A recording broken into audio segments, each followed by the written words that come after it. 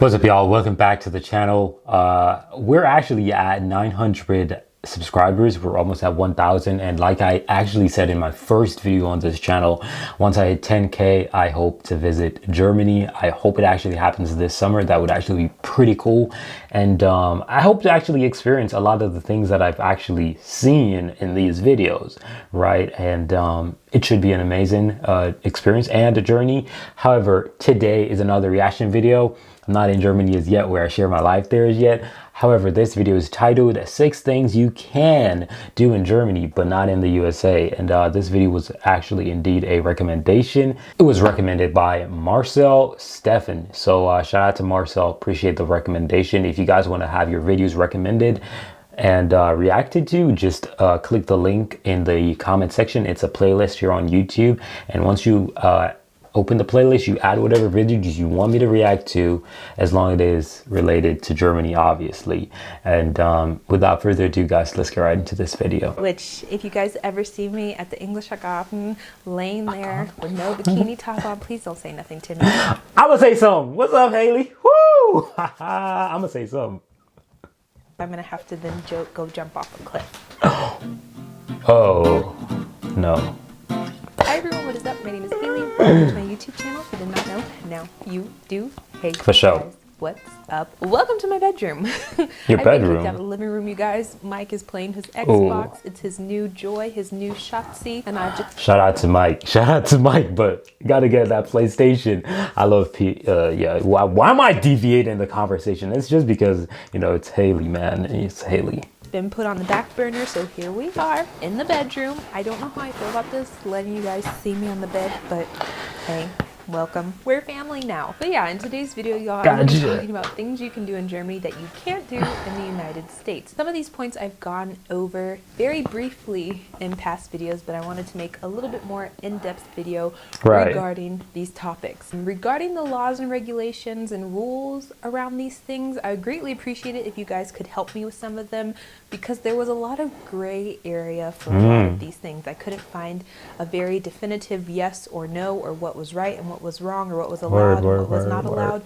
So if you know more than me, please let me know in the comment section. But yeah, if you like this video, don't forget to give it a thumbs up, subscribe, and follow me on Instagram. It is the holiday season, you guys. Yeah. Go click the link in the description.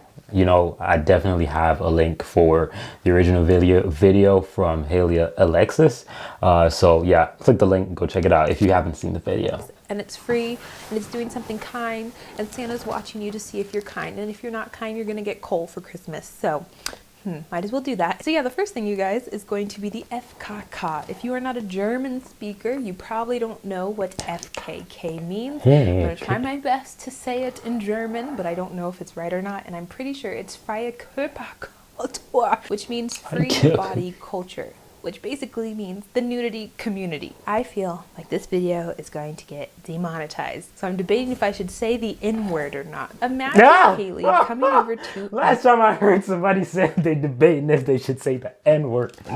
Okay, I'm sorry, man. Haley done kicked me out of this video with the intro, man. Like, I've been laughing too damn. Nah, bro, like... I'm done. I'm debating if I should say the N-word. What the...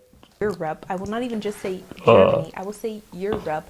In 2015, not really knowing anything but what I've been taught in the United States, which body, human anatomy, and all that good stuff is a very taboo or vulgar topic, especially when it comes to the nudity aspect of it. Coming over to Germany and spending my first summer here and seeing people without any clothing on was shocking to me. And I was literally, you guys, probably wanting to hide underneath a rock, because I could not imagine that people were so open and free and comfortable with just letting it all hang out. I mean, many years have fast forwarded since that time. Like I said, that was in 2015. So in 2020, I'm pretty open. I might even say that I take part in this FKK. America. My mom, Mike, and my grandma watching this are probably like, oh my gosh. No, but seriously, I'm really okay with going topless, with going bottomless, going full on Hailey out there when it comes to summer vacations. If I'm in Germany, if I'm in Spain, if I'm in Italy, if it's allowed, I usually really don't care. And I'm actually comfortable and okay with it. Which, if you guys ever see me at the English Garden laying there with no bikini top on, please don't say nothing to me because I'm going to have to then go jump off a cliff. But if you're going to the United States and you want to take part in FKK, that's really not going to happen or be allowed in most of the places. Exactly. 90% of the United States, you're not allowed to go any type of non-clothing anywhere, but you could get in trouble, you could get a fine. Some people could get like registered as sex offenders for something like this. Big so facts. you just have to be careful. The next points are going to be about drinking, selfing. So if you don't want these points, you might as well click away because I'm going to be talking about drinking a little bit. The first one is going to be being able to buy affordable, cheap wine. In the United States, I will not trust you if you tell me that you can buy affordable wine for $25. I know that your taste buds are whack, you have no sense of taste, you don't enjoy the finer things in life, and you enjoy the taste of Robitussin medicine because that's the only thing that comes from $2 to $5 bottles of wine. Europe I get is what the she's wine saying. capital It's facts. of the world, you guys. You have Italy, you have Portugal, you have France, you have Spain, you have Germany, all like at your footstep, which means you have relatively high quality, affordable wine. That kind of stuff is not happening in the United States. I gotta get thing you have imported. is California, and sometimes California cannot hold a candle to Europe. When I came to the supermarkets here for the first time and saw the wine selection and saw things as low as €1, of course those are usually cooking wines or something, but when I saw stuff like €2, €5 for a nice size, decent sized bottle of wine, I was like, wow. And sometimes I would buy one just to taste it out and see what it was like, and it was relatively tasty. It didn't taste like a rotten cotton ball. And in Germany, I can seriously buy something, may not be the best tasting or a Michelin Sterne restaurant wine, but it's good. You can drink it. Man kann das machen, you know. Schmeckt lecker. The next one is going to be drinking on the street, great German. which is something that I need a little bit of help with regarding this because I've talked about it before, but I really don't know the laws behind it. And I'm mostly speaking about Bayern because that's where I've seen all of this stuff happening. But usually you can drink on the street publicly with no repercussions. I have gone out That's impressive. on the streets on the way to certain events, and I've always seen other people drinking. The cops are usually, you know, standing around if it's a big event, if it's a big, you know, influx of people traveling from one place to another, because usually when you go to Fußballspiele, I've been to a few FC Bayern games, and on the way a lot of people are drinking. And the cops usually don't say anything to you. It's just if you're too rowdy, if you're too rough, if you're, you know, cursing, if you're being way too crazy, you acting out then the they might alcohol. say something to you. But like I said, this is a gray area for me where I... That's crazy though. Like if that is indeed the situation where they don't really penalize you necessarily if you're not, you know, acting it out, that's actually pretty solid. But for sure in America you ain't gonna get away with that, period. But the thing is, drinking in America, drinking in Germany, I kind of see where, you know, America has to take a stand. For crying out loud, we have mass shootings. In Germany, have you ever had one? I don't know, right? But the whole point is a lot of psycho things happen in America without even being intoxicated. So I guess intoxication in America is considered a very, very concerning thing. I don't know, but yeah. Don't really know what the laws are. I've taken part in this, never got in trouble. I've talked to cops with beers in my hand and they don't say anything, and they say viel Spaß. The next point is you can drink a small glass of wine or a glass of beer during your lunch break. This might be just a Bayern thing, but I've seen many times people go on their lunch break. You'll see, especially in the city, at some of the restaurants and cafes that serve wine, little spirits and whatnot, you'll see people drinking. They're going back to work later, but no one bats an eye at it. I remember the first time I experienced this, I was out with someone and they were drinking beer and I was like, oh my gosh, is it like, are you off work? Are you done? They're like, no, I'm going back. I'm like, you're allowed to drink? Or maybe it's just normal lies in the society that I live in, and Byron, that beer is like an integral part of people's life, and it's considered a food and not an actual alcoholic beverage. So maybe that has something to do with it. But like I said, it's just something that you cannot do in the United States. I've had multiple jobs where I have to, like, unterschreiben, I have to sign a contract or my work contract that basically says I'm not allowed to drink from the hours that I'm working, which includes during working hours. It's like a loophole sort of, because you're not technically working, but you're not allowed to consume alcohol while you're on the job or when you're on the job, or in any way consumption of alcohol is not allowed when you're working. So yeah, something different that you could probably do in Germany that may be okay in the United States, but is not as common. The next point is going to be that you can basically take a train anywhere in Germany. That's big facts. Europe. I'm talking about major cities here, because comparing public transportation is really unfair. Like, I think I've said this in videos before,